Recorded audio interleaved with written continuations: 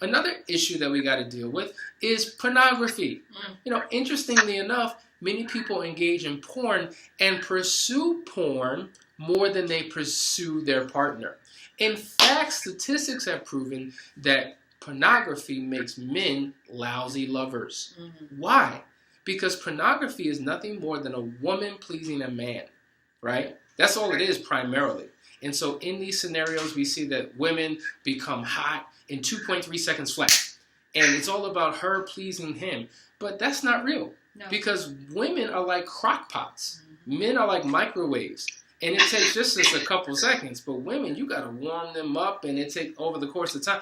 And if you're using pornography as your form of reference of what you do in the bedroom, then she's going to be disappointed. You're going to be frustrated. And it creates all types of unrealistic expectations of what your partner's supposed to do in the bedroom. And it's just miserable. So what we encourage you to do is explore together, be creative together, and discover new things with your partner outside of all of these external influences. Yeah, there's more. Pornography is obviously a no-no, very damaging to any relationship. But truth be told, you don't really have to go get pornography to be exposed to porn. You really can just turn on the TV, and there's influence all around.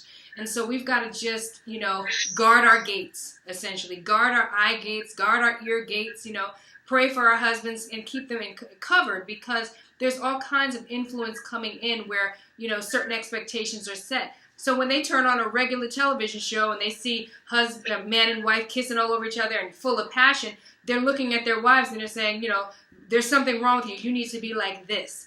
And although there's room for that, we don't need to let the media determine what we're supposed to do within the confines of our relationship. And that's where you get into a lot of trouble with what is considered normal in the bedroom, what you're allowed to bring into your bedroom, tools and toys and things like that. God didn't equip you with none of that stuff. And to truth be told, there are certain circumstances where some of those things could be necessary. But there are other circumstances where they could be detrimental to your relationship, using toys, things with batteries and engines that your husband could never compete with. Ever.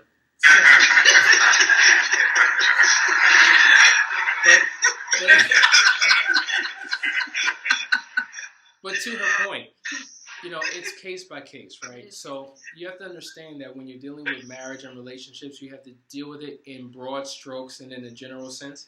And there are situations and circumstances where things may need to be done to create stimulation and satisfaction for one couple and not needed for another. Exactly. If it's not needed, if it's not broke, then don't try to fix it. Right.